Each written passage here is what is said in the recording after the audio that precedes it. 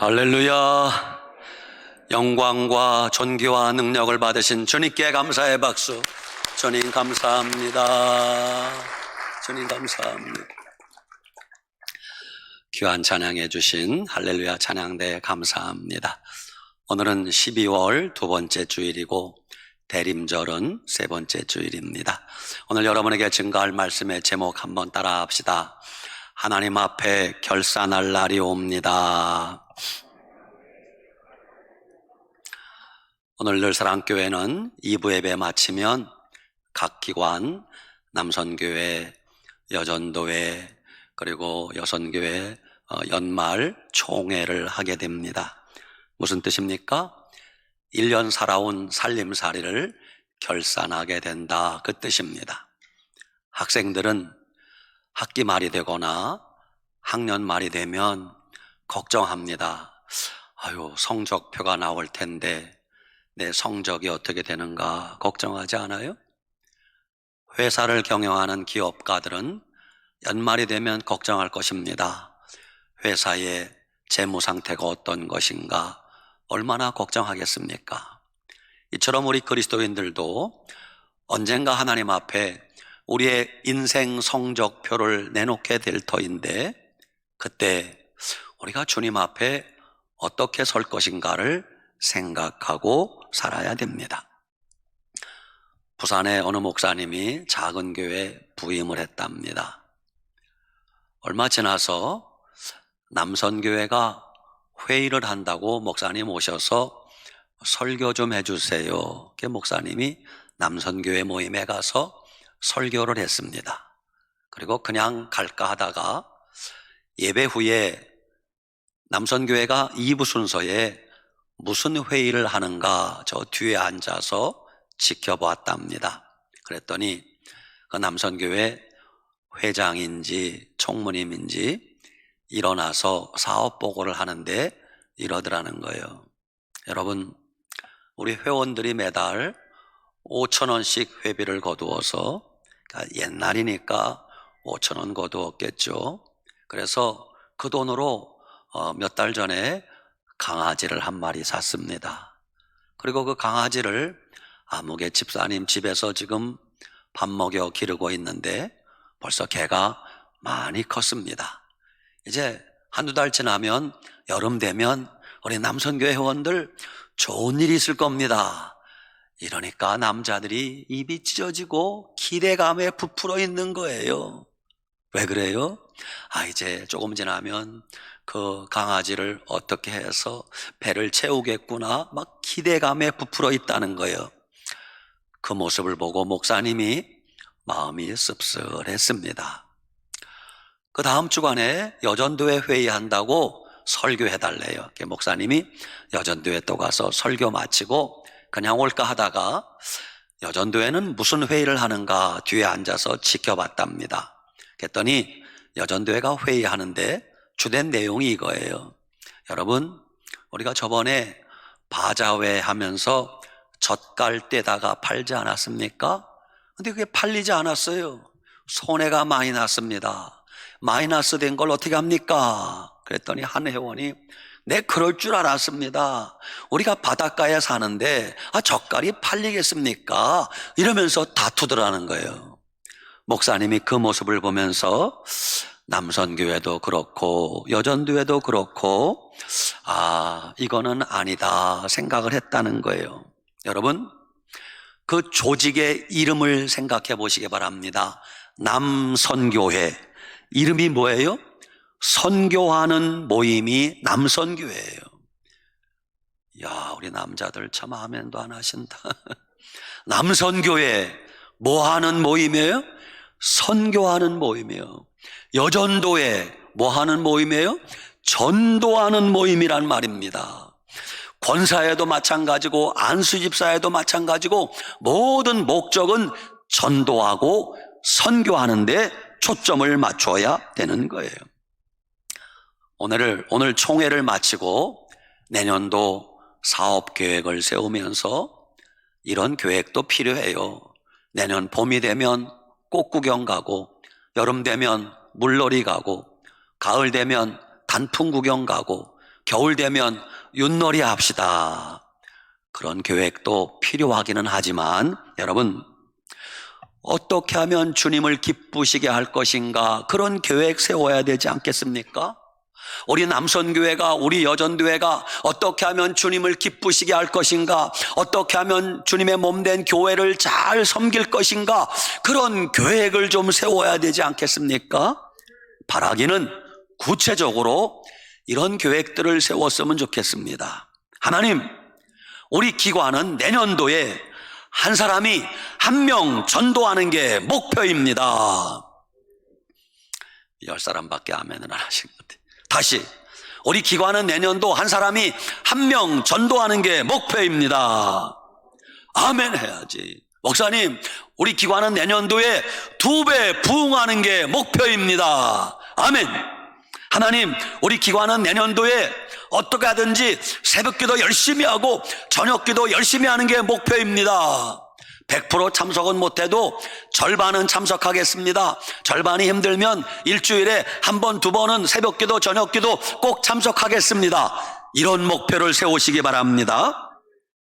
제가 늘사랑교회 부임해서 이제 17년째 목회하는데 우리 장로님들에게 들었어요. 전에는 우리가 남부교회 시절부터 남선교회든 여전도회든 이런 것을 잘했었는데 지금 흐지부지 됐대요. 그게 뭐냐 하면 남선교회가 여전교회가 모이면 회원들 다달이 회비를 거둔다면서요. 맞아요? 네, 그랬대요. 그러면 전에는 이렇게 했답니다. 회비를 거두면 그 회비 거둔 것 가운데 크든 작든 11조는 떼서 교회 선교 헌금으로 드렸다는 거예요. 그리고 나머지를 부서 활동 썼는데 지금 몇몇 부서는 하고 있지만 대부분은 흐지부지 되고 회비 거두면 그냥 부서에서 다 쓰고 만다는 거예요.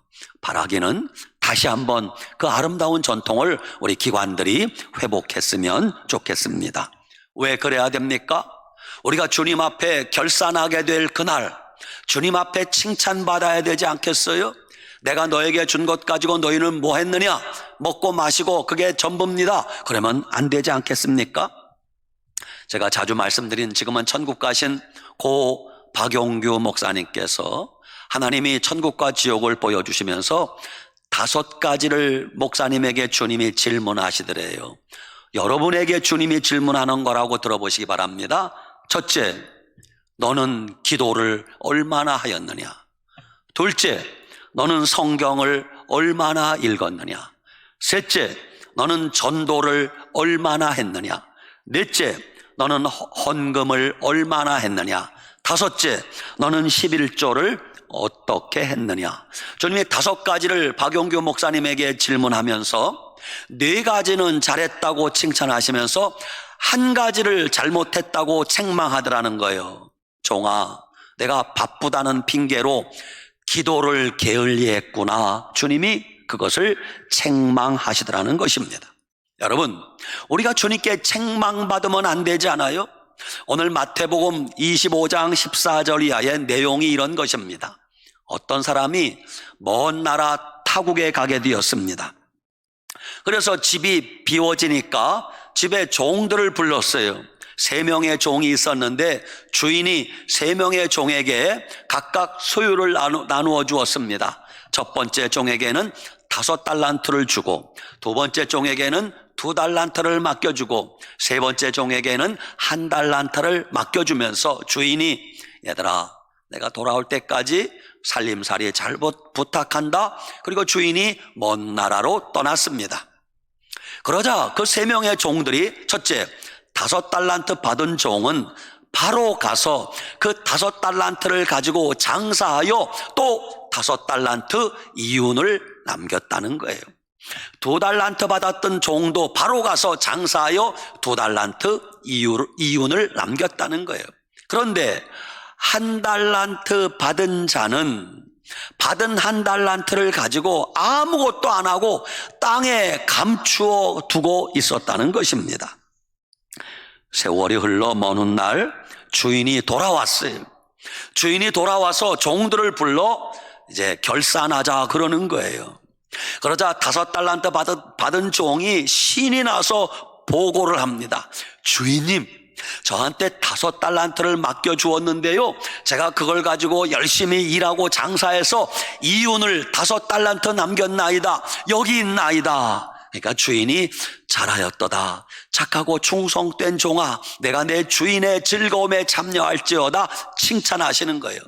2달란트 받았던 종도, 주인님이 저에게 2달란트를 주셨는데 제가 그 2달란트를 가지고 가서 열심히 일하고 장사해서 또 2달란트 이윤을 남겼나이다. 그러니까 예수님께서, 그래, 너도 잘했다. 착하고 충성된 종아, 너도 주인의 즐거움에 참여할지어다. 그러는 거예요.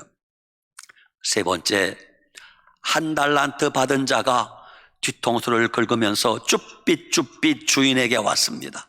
주인님, 죄송합니다. 왜 그러냐? 저는 주인님이 1달란트를 주셨는데 그 1달란트를 그냥 잃어버릴까봐 땅에 파묻어 놓고 왔다가 그냥 여기 본전만 가지고 왔나이다. 이랬더니 우리 같으면 그것도 잘했다고 칭찬할 텐데 주인이신 예수님이 이러는 거예요. 이 악하고 게으른 종아, 너는 어찌 1달란트를 그냥 땅에 묻었다 그냥 가지고 왔느냐? 그러면서, 얘들아, 이 가지고 있는 1달란트를 빼앗아서 있는 곳에 있는 자에게 주어라. 없는 자는 있는 것도 빼앗기리라. 그리고 이 무익한 종을, 아무 쓸데없는 무익한 종을 바깥 어두운 데 내쫓으라. 거기서 슬피 울며 이를 갈미 있으리라. 이러시는 거예요. 무서운 일이 벌어졌습니다. 여러분, 그렇습니다. 머지않아 우리 주인이신 예수님이 곧 다시 오실 것입니다. 그때 우리 모두 주님 앞에서 내가 살아온 인생을, 내가 신앙생활한 모든 것을 주님 앞에 결산하게 될 것입니다. 그때 주님 앞에 칭찬받는 분들도 계실 것이고 주님 앞에 책망받는 분들도 계실 것이에요. 그러면 어떤 사람이 주님 앞에 책망받는 악하고 게으른 종입니까? 첫째, 주님이 우리 각자에게 재능을 주셨는데 그 재능을 땅에 파묻어 두면 악하고 게으른 종이 됩니다. 하나님은 우리 각자에게 자기에게 맞는 재능을 다 주셨어요. 어떤 사람은 공부를 잘하는 재능을 주셨어요. 그 사람들은 공부를 열심히 해서 다른 사람을 유익되게 하고 다른 사람을 열심히 가르치며 살아야 돼. 어떤 사람은 노래 잘하는 재능을 주셨어요. 그 사람은 빠짐없이 찬양대 봉사하면서 열심히 주님을 찬양하면 되는 것이에요. 어떤 사람은 악기를 잘 다루는 재능을 주셨어요. 그분들은 관원하게 앉아서 열심히 주님을 봉사하면 주님이 영광 받으시는 거예요. 어떤 사람은 어쩜 그렇게 똑같은 말인데도 말을 구수하게 재미있게 잘하는지, 그 사람은요 쓸데가 많아요. 말 잘하는 사람들은요 구역장도 할 수 있고 전도대원도 할 수 있고 모든 곳에서 서로 오라고 할 거예요. 어떤 사람은 음식을 잘 만드는 재주가 있어요. 우리는 10명 음식을 어떻게 만드나? 근데 어떤 분은요 500명 음식을 만듭시다. 여러분 500명 음식 만들어 봤어요? 우리는요 엄두가 안 나요. 근데 어떤 분은요 500명 음식, 그러면 딱 쌀은 몇 말, 반찬은 어떻게 그게 금방 계산이 되는 분들이 있어요. 그분은 주방에서 봉사하셔야 되는 거예요. 어떤 분들은 이것저것 손만 대면 고장난 거 잘 고치고 잘 만드는 사람이 있어요.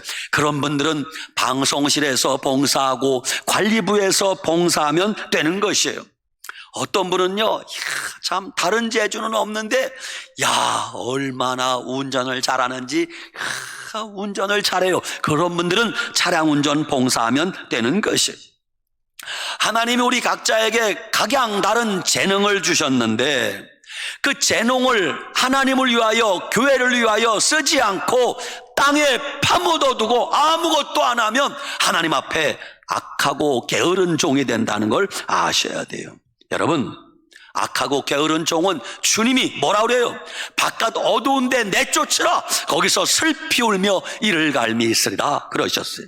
두 번째, 여러분, 주님이 우리에게 하나님의 가장 귀한 것을 맡겨주셨어요. 여러분, 이 우주 만물의 주인이 누구십니까? 하나님이에요. 내 인생의 주인이 누구십니까? 하나님이세요. 그러면 여러분과 제가 가지고 있는 재물, 물질, 돈, 누가 주인입니까? 대답이 적어지네. 하나님 거예요. 근데 왜 내 주머니에 있는가? 주님이 나한테 잠시 맡겨주신 거예요. 주님이 나한테 맡겨주신 그 돈과 재물을 하나님을 위하여 쓰지 않으면 악하고 게으른 종이 되는 거예요. 믿음 없는 대부분의 사람들이 오로지 돈을 모으고 쌓는 데만 인생을 낭비합니다. 여러분, 돈은 모으라고 주신 것이 아니라 선한 일에 쓰라고 주신 거예요.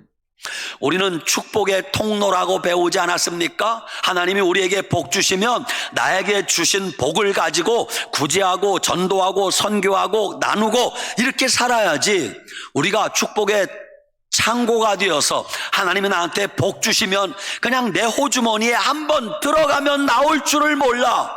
그건요, 인생을 잘못 사는 거라고 할 수 있어요. 아프리카에 이디오피아라는 나라가 있습니다. 지금 전 세계에서 가장 가난한 나라 가운데 하나예요. 근데 그 나라가 우리나라 6.25 일어났을 때만 해도 제법 잘 살던 나라였어요. 6.25 때 이디오피아가 전투병을 파병해 준 나라가 에티오피아예요. 근데 지금 에티오피아가 최빈국이 되었습니다. 왠 줄 아십니까? 이디오피아의 마지막 황제가 셀라시의 황제예요. 그 황제가 우리나라에 전투병을 파병해 주었는데 고맙기는 하지만 그때 셀라시의 황제가 나이가 약 80세라고 그래요. 80세면은 많아요, 적어요? 많죠. 곧 얼마 안 있으면 세상을 떠나야 되는데, 그때 에티오피아에도 가난한 사람은 가난하잖아요. 근데 황제가 너무 욕심이 많았던 모양이에요. 자기 주머니를 채웠는데 별로 많이 안 채웠어요. 얼마나 채웠는가? 그 당시 우리나라 대한민국의 7년 예산에 해당하는 돈을 셀라시의 황제가 자기 개인 돈으로 챙긴 거예요. 안 놀라세요? 우리나라 국가 예산의 7년치를 황제가 챙겼다고요. 왜 이렇게 욕심을 내는 거예요 도대체? 그 돈 만져보지도 못하고 쓰지도 못하고 죽을 텐데 결국 그 나라에 혁명이 일어나서 황제의 자리에서 축출되고 그 이후로 에티오피아가 지금까지 혼란을 겪고 있는 거예요. 왜 이렇게 욕심을 부리는지 모르겠어요. 여러분, 하나님이 우리에게 돈과 재물을 주셨다면 하나님을 위해서 쓰고 교회를 위해서 쓰고 이웃을 위해서 쓰고, 여러분 그렇게 믿음으로 하나님을 위해서 사용하다 가시기 바랍니다. 세 번째, 주님이 우리에게 시간을 주셨는데 그 시간, 세월을 낭비하면 악하고 게으른 종이 된다는 걸 아셔야 돼요. 오랜 세월 후에 주인이 돌아왔대요. 오랜 세월이 지났습니다. 주인이 돌아왔다. 누가 돌아왔다는 거예요? 예수님이 돌아왔다는 거예요. 여러분, 예수님이 다시 돌아올 날이 곧 다가올 것이에요. 그래서 우리는 시간을 낭비하면 안 됩니다. 에베소 5장 16절 따라 합시다. 세월을 아끼라. 때가 악하니라. 시간과 세월과 인생을 낭비하면 절대 안 됩니다. 여러분, 인생은 한 번밖에 살 수 있는 기회가 없어요. 그래서 인생을 일생이라고 하잖아요. 한 번밖에 못 산다는 거예요. 인생 사는 기회가 두 번 주어지는 사람은 하나도 없어요. 만약 인생을 두 번 살 수 있다면 한 번은 연습 삼아 살고 두 번째 정식으로 잘 살지, 그럴 수가 없다는 것이 문제인 것이에요. 한 번밖에 살지 못하기 때문에 정신 바짝 차려서 믿음으로 살아야 되는 거예요. 아무튼 머지않은 장래에 언젠가 우리도 주님 앞에 우리 인생을 결산할 날이 곧 다가오게 될 것이에요. 그때 무엇을 알게 되는가? 내가 지금까지 이것도 내고 저것도 내고 내 것도 내 것인 줄 알았더니 알고 보니까 주인이 돌아오니까 내 것은 아무것도 없어요. 내 인생도 내 것이 아니요, 내 시간도 내 것이 아니요, 내 재물도 내 것이 아니요, 내 재능도 내 것이 아니요, 내 것은 아무것도 없어요. 주님이 우리에게 맡겨준 것임을 깨닫게 될 것이에요. 우리가 주님 앞에 서면 주님이 우리에게 말씀하실 거예요. 내 인생을 결산하자, 너의 신앙생활을 결산하자, 주님이 말씀하실 거예요. 우리 모두 주님 앞에 살아온 인생의 성적표를 내놓아야 됩니다. 인생의 성적표, 신앙의 성적표를 주님 앞에 내놓아야 할 것입니다. 그때 모든 것이 주님 앞에 백일하에 드러나게 될 것입니다. 누가 알곡인지, 누가 죽정인지, 누가 곡식인지, 누가 가라지인지 다 드러나게 될 것이에요. 누가 염소인지, 누가 양인지, 누가 일꾼인지, 누가 말쟁이인지, 누가 상급받을 자인지, 누가 심판받을 자인지 주님 앞에 백일하에 모든 것이 다 드러나게 될 것입니다. 주인이 오시면 내가 행하던 일들이 믿음으로 행한 것인지 아니면 내 욕심으로 행한 일인지 드러나게 될 것이에요. 주님이 오시면 내가 그동안에 애지중지하고 보석같이 여기던 것들이 주님 앞에서도 그것이 보석인지 아니면 쓰레기인지 판명나게 될 것입니다. 주님이 오시면 그동안 우리가 충성하던 이유가 주님을 위해서 충성한 것인지 아니면 내가 내 체면, 내 얼굴을 위해서 충성한 것인지 판명나게 될 것입니다. 주님이 오시면 내가 살아온 인생이 주님 영광을 위해서 산 것인지 아니면 내가 내 영광을 위해서 산 것인지 판명나게 될 것입니다.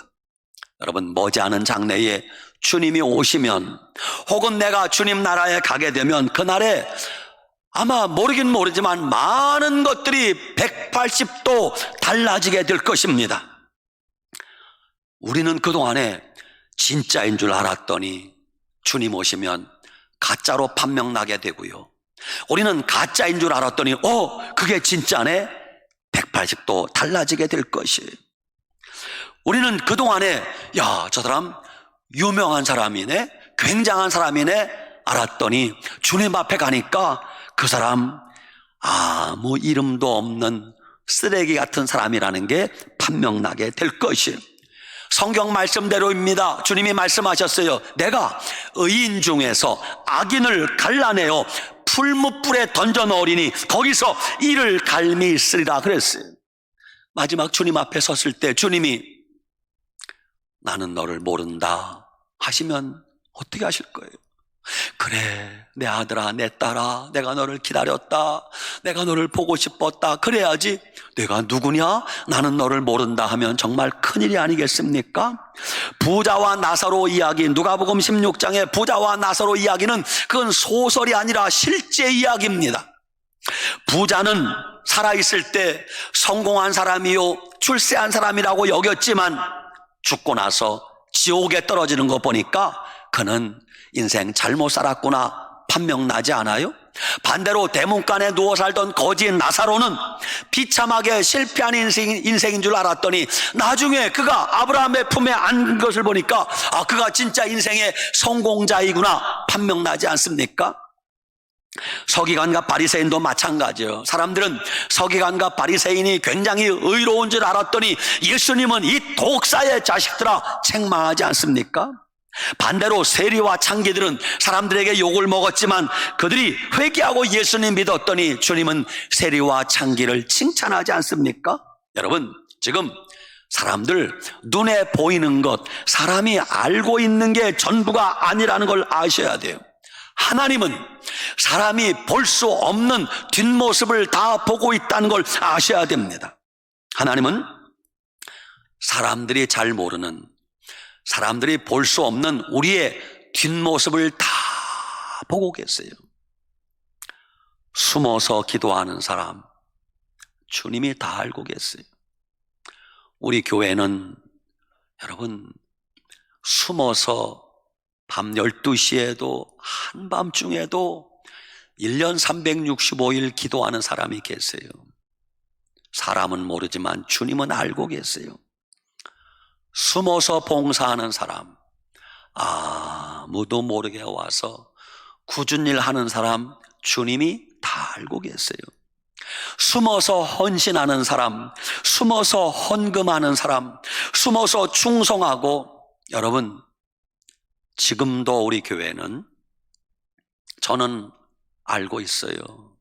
지금 이 판국에도 숨어서 전도하는 사람이 있어요. 여러분, 사람은 모르지만 하나님은 다 알고 계세요.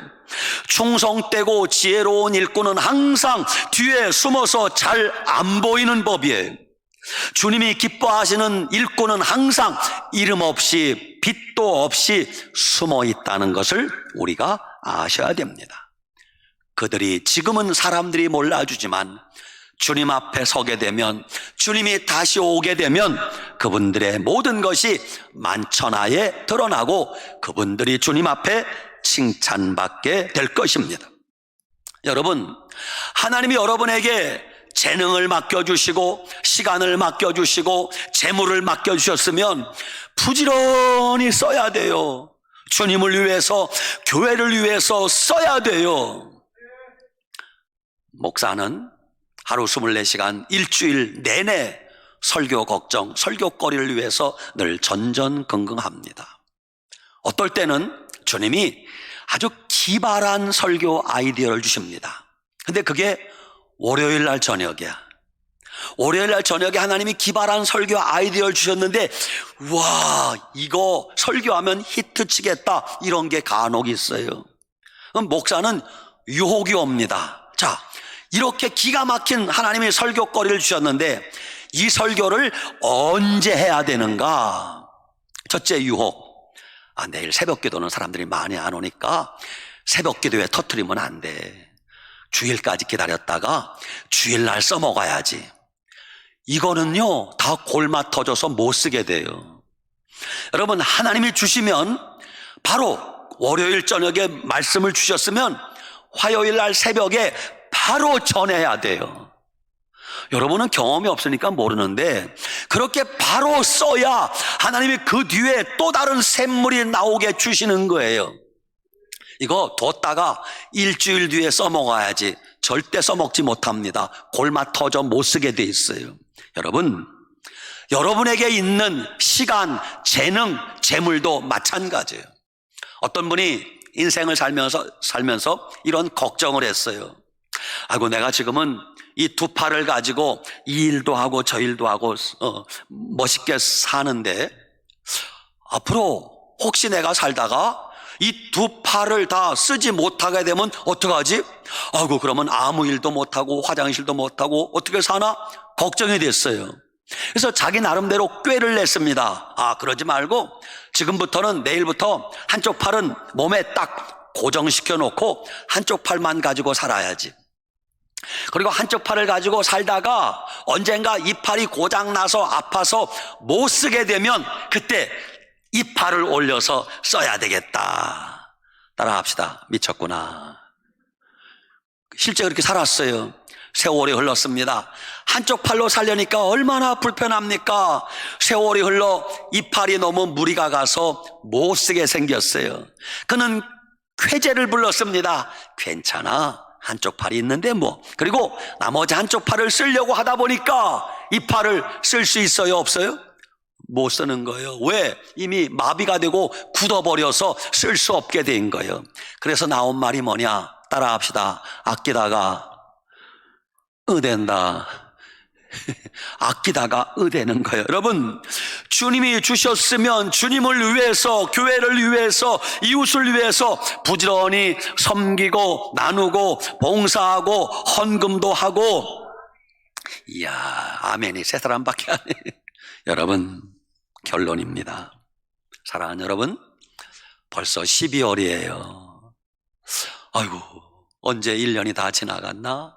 이제 20일 지나면 또 나이 한 살 또 먹게 돼요. 여러분이 생각하는 것보다 훨씬 더 빠른 시간에 주인이신 우리 예수님이 곧 다시 오실 것입니다.